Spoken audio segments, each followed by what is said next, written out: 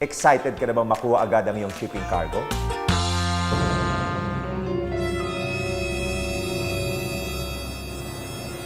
Pero paano kung ito ang palaging sumasalubong sa iyo? Walang katapusang pila at pabalik-balik na proseso. Huwag ka mag-alala dahil ngayon, mas pinadali at mas pinabilis na ang iyong transaksyon in 5 bilis steps. First step, pumunta sa ACTS kiosk para simulan ang inyong transaksyon. Sa computer screen, may simpleng instruction lang na dapat sundin. Kung bagong transaksyon, piliin ang New Transaction button. Pagkatapos piliin kung ano ang gusto mong asikasuhin, import, export, o transshipment, i-key in ang entry number at house BL.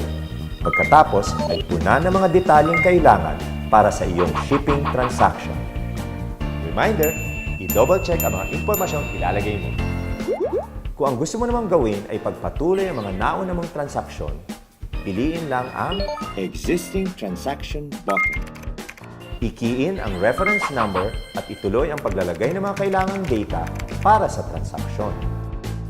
Pagkatapos ma-encode ang mga kailangang impormasyon, may dalawang option ka sa Step 2. Kung kumpleto na ang iyong dalang dokumento, piliin ang Proceed to Teller button para sa iyong queue number.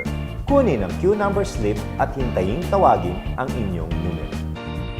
Kung may kulang pa sa iyong dokumento, o di kaya na may kulang ang iyong pambayad, piliin lang ang Save Transaction at itago ang iyong reference number.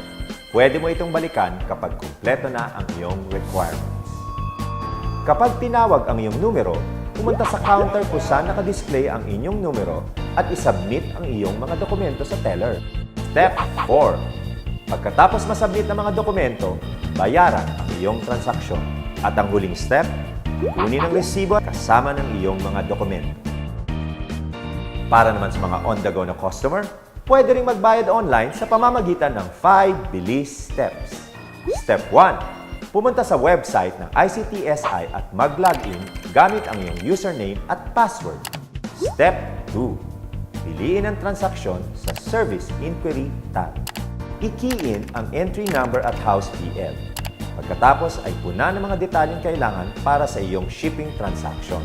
Kung gusto mo namang gawin ay pagpatuloy ang mga nauna mong transaction, piliin lang ang Transaction Inquiry button. I-key in ang reference number at ituloy lang ang paglalagay ng mga kailangan data para sa transaksyon. Step 3. Kung kumpleto na ang iyong dalang dokumento, piliin ang Pay button. Kung may iba pang transaksyon na nais bayaran, pumili ulit sa Service Inquiry tab kung anong transaksyon ang nais pang gawin at punan ang mga detalyeng kailangan. Kung may kulang pa sa iyong dokumento o di kaya naman nais mo pang hintayin ang iba mo pang cargo, piliin lang ang Save Transaction at tandaan ang iyong reference number. Pwede mo itong balikan kapag nais nang magbayad. Step 4. Sa payment page, pumili ko sa paanong paraan nais magbayad. Kung may ADR, under guarantee, or electronic fund transfer. Kumpirmahin ang detalye ng iyong bayad. Step 5. I-print ang acknowledgement receipt at gate pass. Ang dating hassle na proseso, ngayon pinadalit pinabilis na in 5 bilis steps. May problema ba sa iyong shipping cargo? Ask 5 bilis steps at may sagot sa'yo.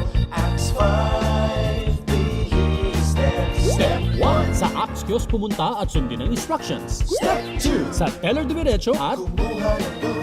Step 3. Pag numero ay tinawag. Pavalidate agad. Step 4. Ikaw ay magbayad para diretso sa Step 5. Resibo dokumento dapat kumpleto. Kunin ang gate pass bago lumabas. Hindi pabalik-balik, tiyak na mabilis. Dito sa Axe 5, ang bilis-bilis. ang bilis! Axe 5 bilis steps. Axe 5 bilis steps. Bawat serbisyo, mabilis na serbisyo. Hatid sa inyo ng ICTSI.